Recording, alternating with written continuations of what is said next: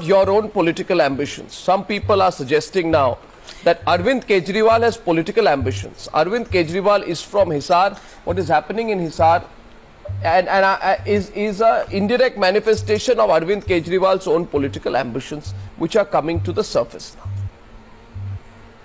Arnab, I made it very clear, and I am again making it very clear on your channel, on your program today. I will never fight elections in my life, and I don't want to hold any post in my life. Arvind Kejriwal, ईश्वर की शपथ लेता हूँ। ईश्वर की शपथ लेता हूँ। तो ये क्लियर है कि अरविंद केजरीवाल न बीजेपी के किसी चीफ मिनिस्टर को सपोर्ट करेंगे, न कांग्रेस को करेंगे। 100% क्लियर। तो क्या 2005 का बिहार रिपीट होगा, जिसमें फिर से चुनाव के लिए जाना पड़ेगा?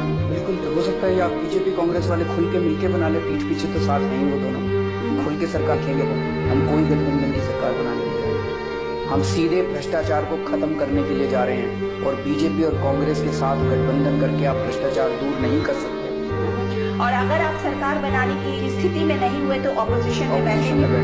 बिल्कुल बैठेंगे, सरकार में नहीं शामिल होंगे? नहीं, बिल्कुल नहीं होंगे। ये क्लियर है। ये क्लियर है, ये क्लियर है। अगर हो जाए ना तो ये टीवी वाला प्रोग्राम। साथियों, आप सब लोगों की जानकारी के लिए बता दें कि अभी हम 370 पेज का सबूत पुलिस थाने। मैं डॉक्टर हर्षवर्धन जी से निवेदन करूंगा, सारे सबूत भेजें और मैं तुरंत जांच कराऊंगा। 2 घंटे के अंदर जांच कराऊंगा। तो मैं याद दिला दूं स्वामी रामदेव जी को कि 2010 14 नवंबर को वो 370 पेज की रिपोर्ट मैंने ही बनाई थी।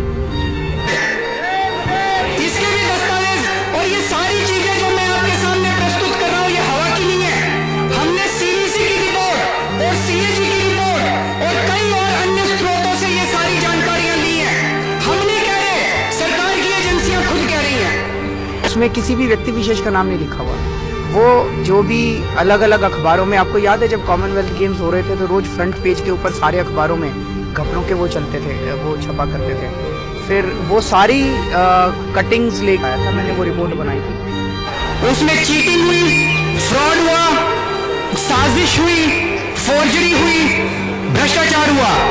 ये सारे के सारे आपराधिक मामले हैं और इसमें 7 दिनों के अंदर एफआईआर दर्ज करवाई जाए।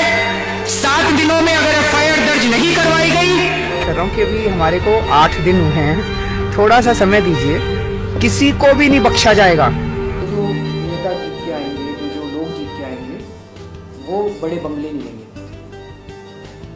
आप लोगों के इलाके से कोई आदमी जीता, वो आप लोगों के बीच में ही रहेगा, अपने मकान में रहता रहेगा, जहाँ रह रहा था वहीं रहेगा, उसको बड़ा बंगला नहीं रहेगा। दिल्ली के भगवान दास रोड पर बना ये डीडीए ऑफिसर कॉम्प्लेक्स में जो 2 डुप्लेक्स अरविंद केजरीवाल जो दिल्ली के मुख्यमंत्री हैं, जो उनको अलॉट किए गए हैं, वो है डुप्लेक्स नंबर 7/6 और 7/7।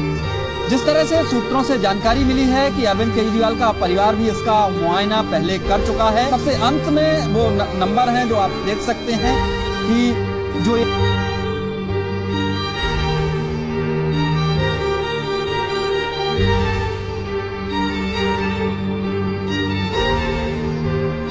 yes, it could be a little lower as... Who will benefit? Who will benefit?